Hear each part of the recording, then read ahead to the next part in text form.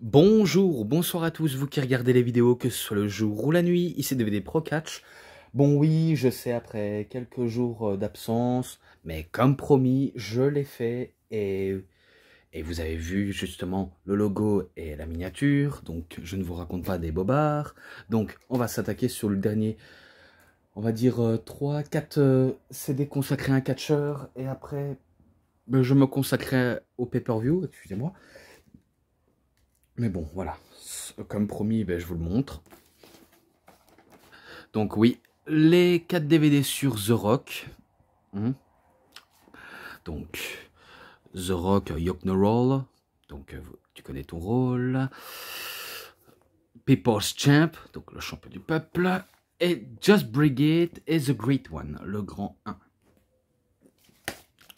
Bref, voilà. Sachez que dans les DVD que je vais citer, il y a 2 ou 3 reportages, hormis celui-là qui est un reportage plus un match. Donc on n'a qu'à dire des matchs et un reportage cinématique. On va vulgariser ça. Et que il y a, on va dire, les segments, beaucoup de segments promo. Et dans cela, c'est les bonus, les interviews, bien sûr, quelques matchs. Surtout celui-là, il y a 3 matchs, mais dans celui-là, il n'y a pas de match, c'est que reportage interview. Et que celui-là, pareil, interview et quelques matchs. Mais bon, voilà. De toute façon, je m'attaque directement à Yok No Roll. Voilà. Je n'ai pas fait de liste comparée aux autres, car voilà, manque de temps, et que j'ai pas envie de me forcer à écrire à droite à gauche avec des fautes d'orthographe. Mais en revanche, j'ai le papier pour récapituler de ce que je vois. Alors, tout ce que je sais, le programme se lance avec The Rock dans un hôtel branché, pas loin de la plage de Miami, je crois. Ça, c'était de l'époque, hein, pas de maintenant, vu comment on sait que voilà, The Rock est un acteur polyvalent, philanthrope, qui va à droite à gauche pour les, on va dire, pour les projets ou pour faire la pub de ses films. Notamment le dernier en date, Black Adam, qui n'a pas non plus été une immense réussite de point de vue box-office, et qu'il est en galère, surtout avec l'organisation XFL du football américain, qui vaut des 60 millions. Mais bon, j'espère de tout cœur qu'il va pouvoir se rattraper, et que, en termes de scénarisation de ces films, peut-être que j'espère qu'il va, on va dire, aller jouer un maximum plus un grand rôle d'acteur que sa propre personne. Parce que oui, sa seule recette, c'est de sa propre personne. Son gimmick est extrêmement, on va dire, assez populaire, des fois lui-même, et sa manière de trash-talker les gens. D'ailleurs, c'est cette gimmick qui va le suivre jusqu'au long de toute sa carrière, jusqu'à ce qu'il devienne acteur, et ça le poursuit encore à l'heure actuelle, et que on est plus du côté Dwayne Johnson l'acteur que de Dwayne Johnson le catcheur. On est plus du côté voilà, du côté star international acteur. Je ne sais pas si voilà, vous me suiviez, mais voilà. Et qu'il y aura des matchs, quelques matchs qui seront en description, parce que là, je viens de réaliser, parce que j'ai l'œil fixé sur ma feuille, j'ai réalisé qu'il y en a quelques-uns, j'ai pas su mettre de note globale, mais que je sais, on va dire, faire mes petites recherches pour mettre des notes globales. Voilà. Mais bon. Alors, tout ce que je sais, le programme poursuit avec The Rock contre la Nation of Domination, sauf que ce n'est pas contre la domination, c'est plutôt comment il dirige la Nation of Domination, jusqu'à ce que voilà, il rentre en conflit avec la DX, notamment face à Triple H, et que ce match-là, c'est dans un match de l'échelle au SummerSlam. un match que j'ai déjà fait une review dessus, et que c'était victoire de Triple H qui remportait la ceinture. Ensuite, ben, quand il va au Survivor Series, alors que c'était dans un tournoi pour couronner le nouveau champion, il bat Billy Gunn, Big Boss Man, enfin Big Boss Man, Billy Gunn, si je crois bien, Undertaker, et à la fin Mankind, suivi par une tricherie honteuse, le clin d'œil du Montreal Screwjob. Donc il battait Mankind pour devenir champion. Et comme je disais, les matchs seront tous dans la description parce qu'il y aura beaucoup de matchs avec Mankind. Notamment ben, le match au Survivor Series que je viens de citer, mais aussi au Royal Rumble de 1999 ou 99 si vous préférez. Et ensuite à Heat Wave, là où il n'y a aucun public et qui se battent partout dans l'arena, même dans les vestiaires, partout, vraiment partout, partout. Jusqu'à ce que voilà, The Rock perd de manière ben, minable face à Mick Foley, qui l'a, on va dire, piégé avec un transporteur à palettes, qui avait des bonbonnes, si je crois bien. Si je crois bien que c'est ça. Et que ça permet à Mick Foley de remporter le match et la ceinture. Et pour terminer, lors d'un Monday Night Raw, dans un match de l'échelle où The Rock bat justement Mankind, grâce à l'aide de Paul White, qui est le Big Show. Voilà. Et ensuite, ça poursuit avec Stone Cold Steve Austin. Et qu'il se fait battre par Steve Austin à WrestleMania 15. Le WrestleMania 15 jugé, jugé le plus inoubliable. Tout ça parce que Stone Cold n'avait pas apporté sa veste. Ou alors il a oublié d'apporter sa veste. Si ça aurait été oubliable, au fil des années, il ne nous l'aurait pas présenté. Parce que sachez que, voilà, il y a eu The Rock Steve Austin, mais qu'on va dire c'est le premier qu'on se rappelle, mais qui n'est pas non plus le match le plus fabuleux, le plus mémorable, alors qu'on le cite beaucoup, beaucoup. Et après ça, ben, leur rivalité se poursuit encore entre Steve Austin et The Rock, jusqu'à Backlash, enfin In Your House Backlash de 1999, où Steve Austin remporte encore le match en battant The Rock. Et voilà quoi, voilà, j'ai pas d'autres arguments à vous dire si ce n'est que, voilà, et que je sais qu'il a eu pas mal de retournements de situation. Shane McMahon qui fait un fuck à Steve Austin, mais qui se fait frapper par son père, Shane McMahon, et ça permet à Steve Austin de faire un stunner et de prendre la ceinture et de lui envoyer en pleine face à The Rock, tout simplement.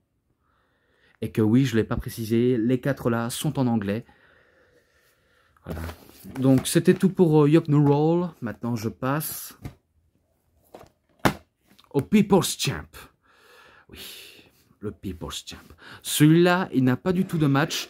Il n'y a que reportage et interview. Et oui, la bonne époque de WWF. Et que c'est un des rares de DVD que je ne l'avais pas. Celui-là, je pense que c'est... Total Kawada qui me l'a offert avec un DVD de Steve Austin, si je crois bien, et aussi Hardcore Forever.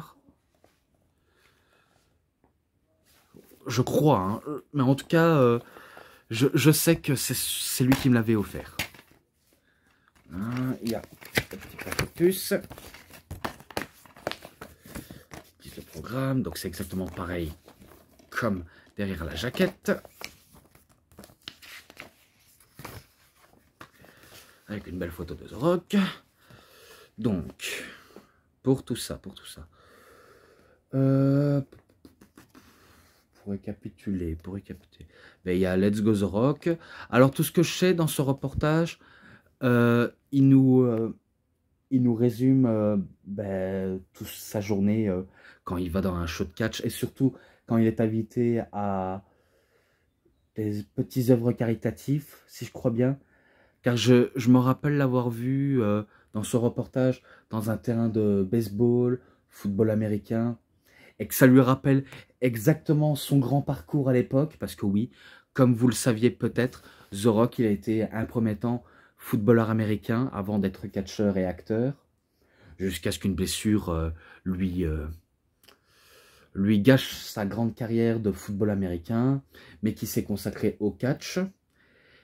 Et que au catch, c'est sûr, il est, on va dire, arrivé de manière bizarrement, vu comment il est arrivé comme un babyface, et que la foule, il y a une partie de la foule qui l'aimait bien en tant que face, mais d'autres qui ne l'aimaient pas. C'est pour ça que à chaque entrée, on entendait les Rocky Sox ou Die Rocky Die. Et c'est pas la mort de The Rock, hein. C'est pas plutôt la mort de The Rock, c'est plutôt le personnage. Donc qui doit changer son personnage, qui doit endurcir la donne. Donc il doit évoluer dans son personnage. Et d'ailleurs, c'est exactement le cas, comme dans Rock No Roll, comme il explique justement. Ça, c'est un truc dont Cinéphile comprenait à peine. Lui, il prend tout ça d'un trop second degré. Il croit que les menaces de mort, c'est réel, alors qu'en vérité, c'est totalement faux. Et que voilà, il faut, on va dire, se mettre dans le contexte. Et aussi pour se rendre à l'évidence. Et bien sûr, je veux pas qu'en commentaire, que ce soit lui ou n'importe qui, me disent « Ouais, mais t'as oublié le détail, au moment Royal Rumble, quand The Rock a matraqué Mick Foley à coups de chaise, alors que Foley, il était menotté. » Oui, je le sais. Et on sait que The Rock, il a remporté par tricherie. C'est pour ça que je ne l'ai pas précisé. J'ai voulu aller droit au but, aller très rapidement.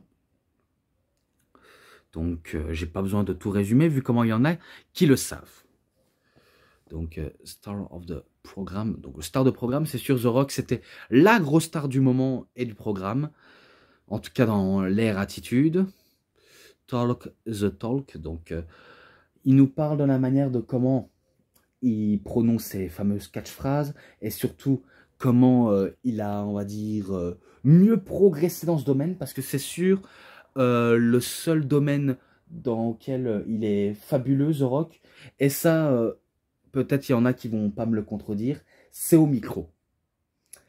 Quand il est heel, il sait comment se faire attirer la foudre des gens de manière facilement, mais quand il est face, c'est soit il fait exploser de rire des milliers de personnes, ou mettre d'accord tout le monde, parce que je me rappelle, entre celui-ci et l'autre que je vais vous présenter, je me rappelle que ces phrases sont tellement mythiques et que même les fans de The Rock arrivent à se reconnaître en The Rock de manière parler de façon trash, mais de façon vraie, et avoir un certain charisme, parce que ça, c'est le plus gros charisme de The Rock, et notamment quand il soulève son sourcil.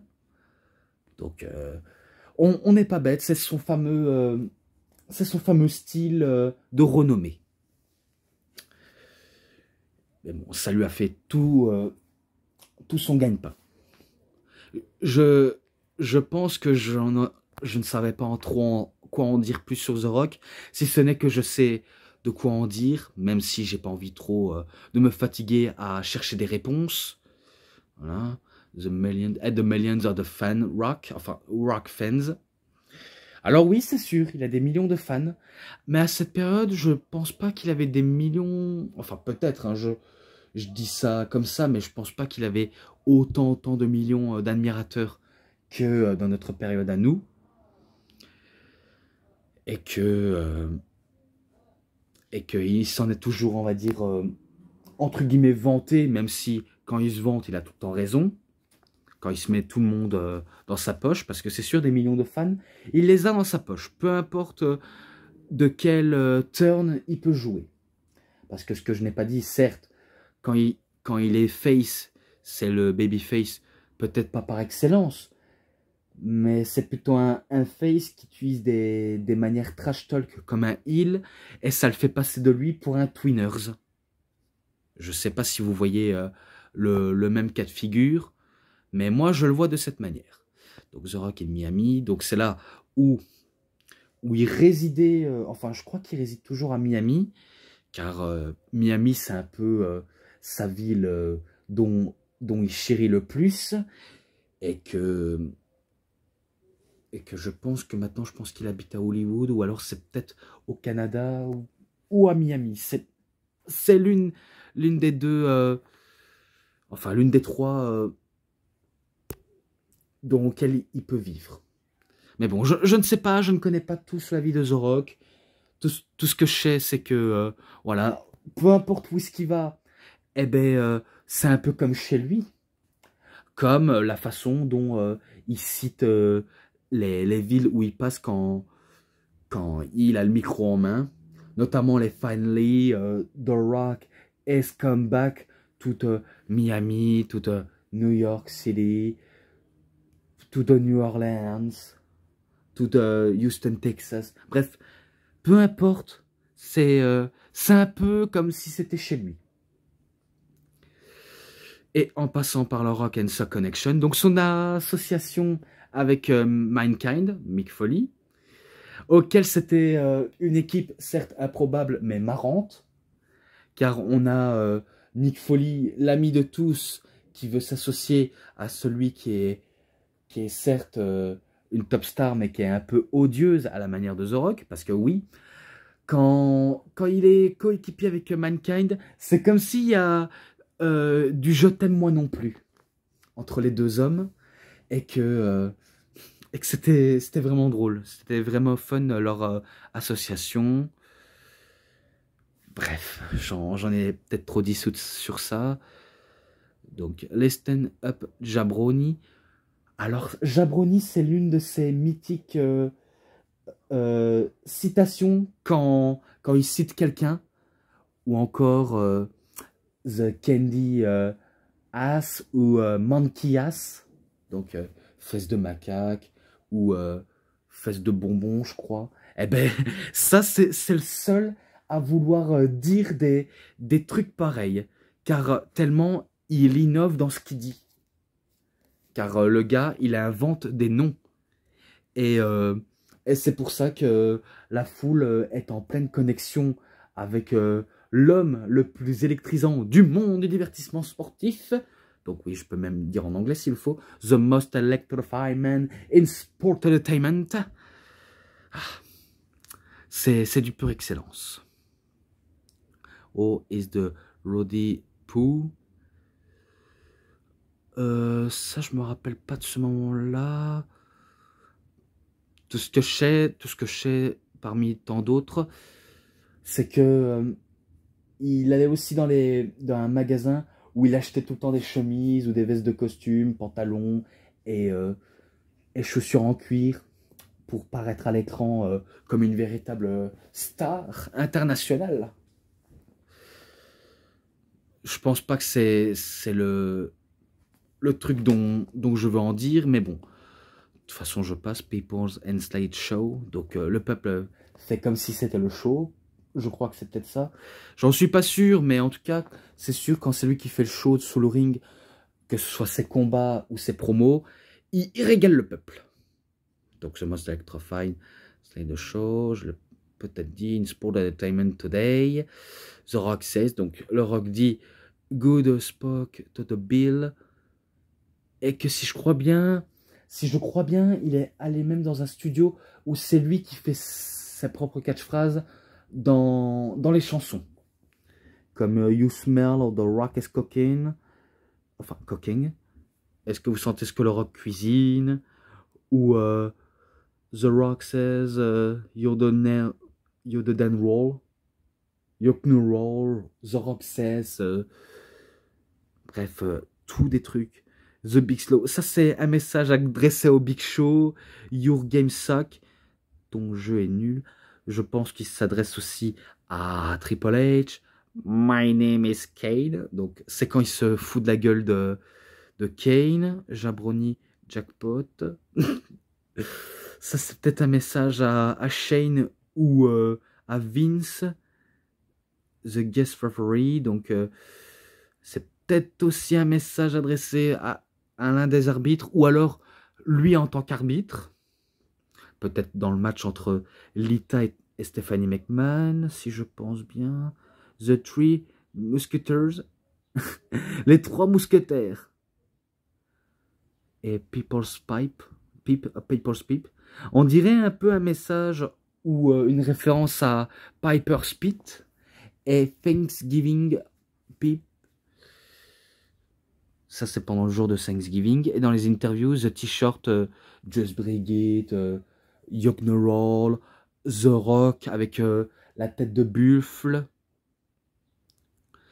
Et si je crois bien, dans l'une d'elles, il y a aussi là où il y avait l'Undertaker. Si je crois bien. The Bottom of the Barrel. The Bramble, si on peut aussi en dire. You Can Hear the Crowd. I Want Fuzzy Feeling. On dirait c'est un peu du tacle à la gorge à Chris Jericho, je pense. Encore Jabroni Jackpot. Happy Birthday. C'est quand Mick Foley fait l'anniversaire de The Rock en citant This is Your Life. Ça, c'est ta vie. Où il y avait le coach de The Rock à l'université, l'ex-petite copine de The Rock, et j'en passe des personnes. This is Too Short, Part 2, Doug Nuts. Ça, si je crois bien, c'est quand il s'adressait aux policiers, pas ceux qui sont en uniforme, mais plutôt en costume, comme des agents de FBI, et que The Rock déclare qu'il n'a rien fait à Steve Austin, qu'il n'a pas pris la bagnole, qu'il ne l'a pas écrasé, et que si vous avez des preuves, eh ben, essayez d'arrêter. Et que c'est lui qui les démonte tous les deux en promo, et surtout, il attend l'énergie de la foule qui chante Rocky, Rocky, Rocky. Bref, un banger. Et The Millennium Moment, c'est quand il démonte Jericho alors que celui-ci vient de faire ses débuts officiels et retour dans le monde du catch. Et j'en ai dit sur The People's Champ. Donc voilà, je pense que j'ai un peu résumé sur celui-là. Et maintenant, je passe à Just Break It. Voilà. Avec des matchs qui sont absolument régalables. Mais bon, ce sont pas, on va dire, les matchs les plus entiers dans ce DVD, vu comment j'ai déjà fait sur The Most Electrifying Man in Sport Entertainment, où j'ai tout résumé. Pareil dans My Journey, donc le parcours épique de Dwayne Johnson. Voilà. Donc je vais vous résumer ça. God the Chopper. Après The All Extra. Donc c'est plus en bonus celui-là. Et ça c'est le chapitre officiel. Judge Brigade. King of the Ring 2000. C'est quand, si je crois bien, il bat le Big Boss Man. The Never Before. The Mummy Returns. Maman est de retour. The Rock Says. Fully Loaded 2000.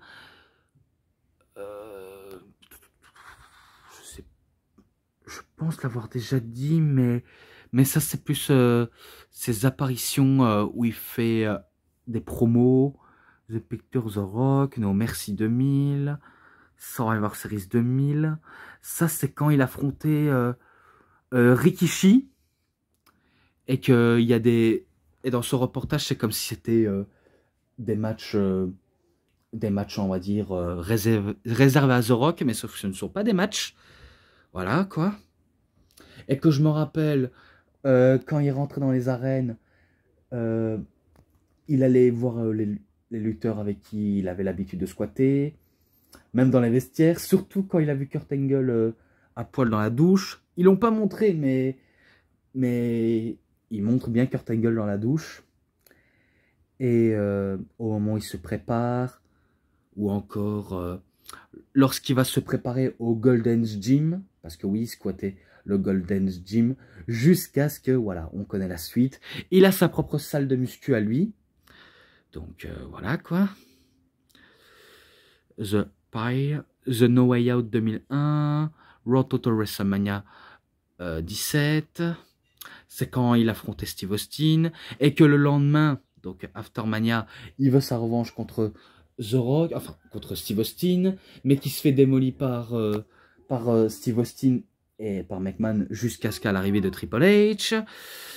Et que ça le permet à lui de un petit peu se retirer pour faire son premier court-métrage dans un film Le Retour de la momie, jusqu'à passer au Roi Scorpion. Mais là, c'est en premier lieu Le Retour de la momie, voilà, No Time, The Scorpion King, Return de Premiere, A Movie versus WWF, donc film contre WWF, Finally, enfin il est de retour. Et là, SummerSlam 2001, là où il affronte Booker T pour le titre de la WCW. Rock says more, right a minute, Make a Wish. Alors là, c'est intéressant. Make a Wish, c'est quand il se présente dans la société Make a Wish pour faire un don à l'œuvre caritative pour voir les enfants en difficulté et malades, handicapés surtout. Je trouve que c'était un beau geste de sa part, et je crois que même si, voilà, c'est pas, on va dire au même niveau que John Cena, vu comment John Cena il a réalisé énormément de vœux pour les enfants malades, et que The Rock aussi réalise des petits vœux pour ses enfants en difficulté. Même si je parle de l'époque, mais je crois que même à l'heure actuelle aussi, vu comment il est quand même l'un des hommes les plus généreux, même si, voilà, on connaît qu'il est un petit peu psychopathe de la vertu en faisant des tonnes et des tonnes, mais ce qui fait son charme.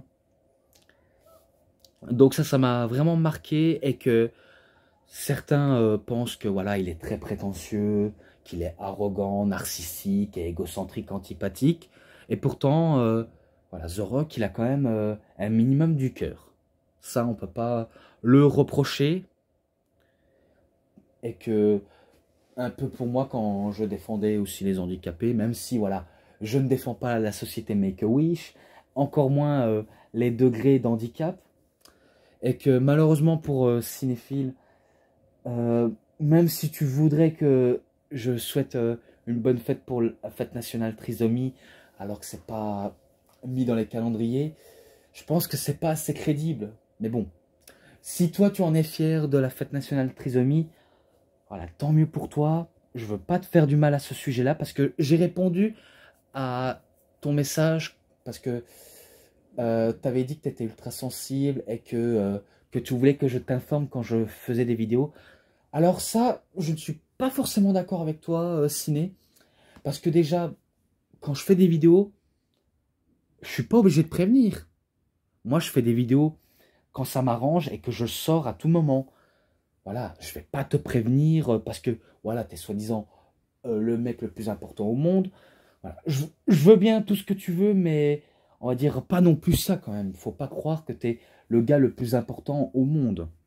Car même si tu es le seul à répondre à mes messages, parce qu'avant il y avait des tas de personnes, mais qu'il y en a qui n'ont même pas le courage de me répondre, soit parce qu'ils en ont rien à foutre, ou alors il y en a qui sont timides et qui pensent que je vais les bouffer. Sachez que je ne vais pas vous manger, même si je suis très très nerveux dans ma façon de parler, très rapide, et que je suis une pile électrique, une bombe à retardement. Voilà, je ne veux pas vous faire du mal. Si vous avez des questions, je vous réponds. Même s'il y en a certains d'entre elles qui me fâchent un petit peu.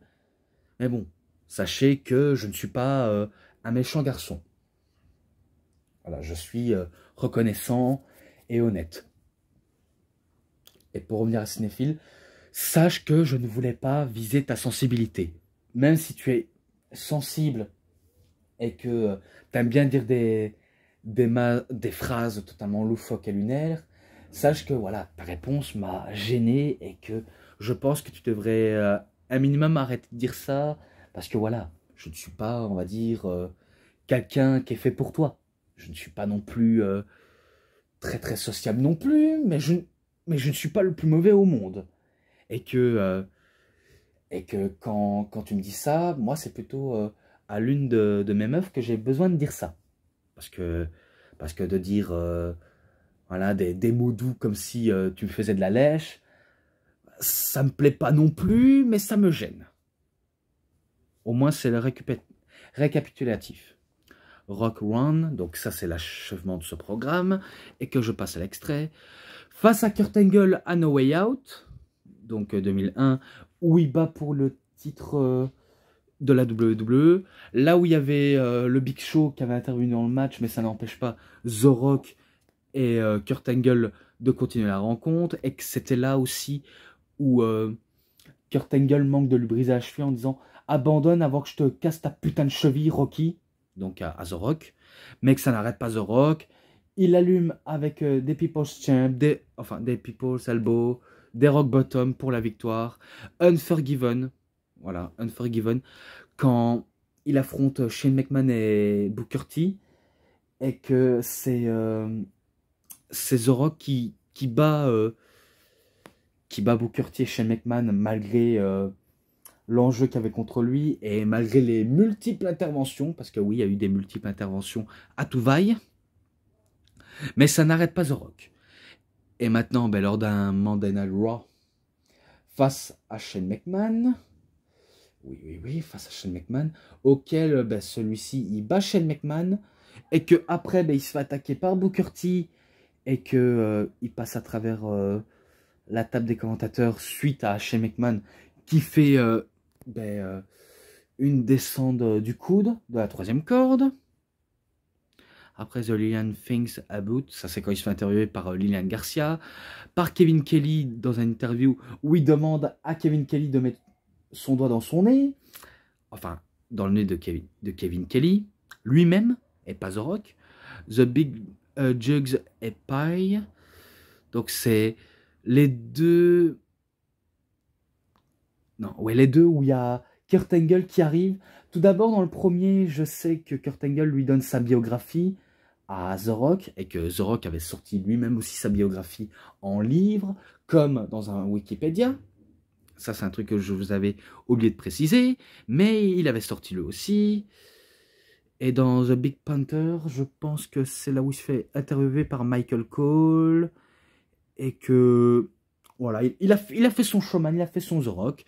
Et là, Rock and Bill, si je crois bien, accrochez-vous bien, c'est là où The Rock a été invité par Microsoft, et que c'est pas lui l'ambassadeur, mais c'est pas lui le créateur d'une console, mais c'est là où il nous montre la toute première Xbox de l'histoire.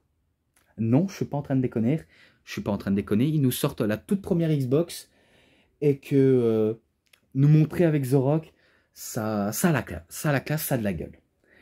Et que je me rappelle qu'il était aussi dans son propre personnage pour faire le showman, mais que c'était sympa de voir le Rock invité par Microsoft, surtout pour la première Xbox. Et personnellement, la première Xbox, je l'ai. Je l'avais pas au départ, parce que je l'avais quand j'étais gamin, mais que je m'en suis très certainement séparé, parce qu'il y avait un problème. Parce que quelqu'un s'intéressait mieux que moi, et qu'on l'a vendu derrière mon dos. Ça, c'est à cause de ma famille. Merci, famille de merde. Parce que oui, j'ai pas une famille parfaite, mais que je ne les respecte pas non plus. Mais bon, du fait que j'ai retrouvé ma bonne vieille Xbox de l'époque, et que peut-être que lorsque j'aurai énormément de jeux, je vous le montrerai en personne, et que j'espère que vous allez peut-être adorer. En tout cas, je l'espère. Mais bon, en tout cas, c'est la fin de ce programme de Just Break It, et on va achever très rapidement avec le dernier, mais c'est une toute petite pochette. Oui, attention. The Great One, donc oui, de The Rock, mais ce n'est pas édité par Silver Vision, encore moins par Fremantle Media International, mais par Only at Toys Roots. Et c'était la toute petite suite de The Epic Journey of Dwayne Johnson, The Rock, et qu'on pouvait le trouver en 3 DVD, plus en 2 DVD en Blu-ray, et pour la publicité de WrestleMania 28, pour le 1er avril 2012. Alors ça, je vais aller dans le vif du sujet. Il se fait interviewer par Kevin Kelly, quand c'était sous le nom de Rocky Maivia, pour le jour de ses débuts en pay-per-view au Survivor Series 1996. Voilà, rien d'autre intéressant.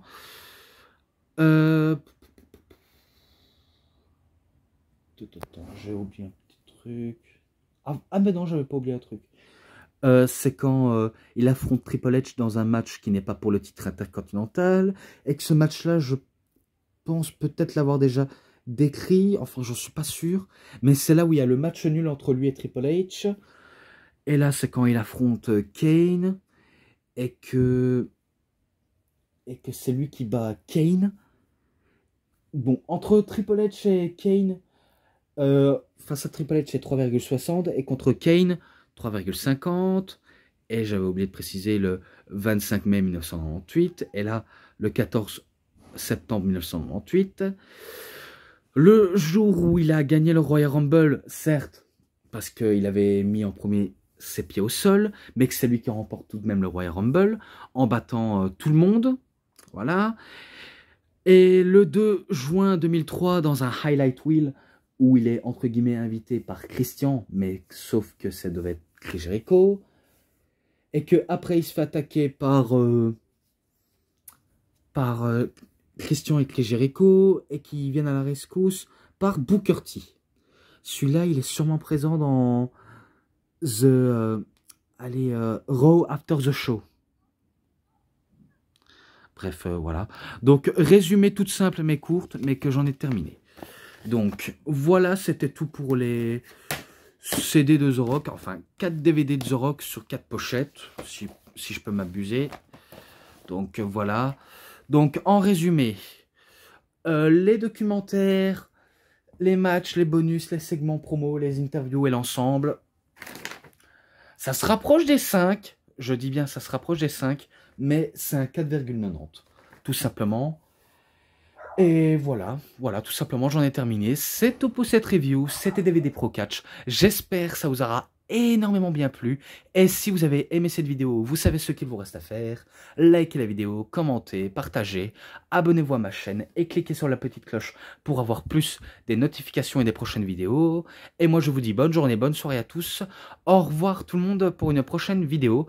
À plus à tous les fans de catch. Allez, bye bye tout le monde, à plus.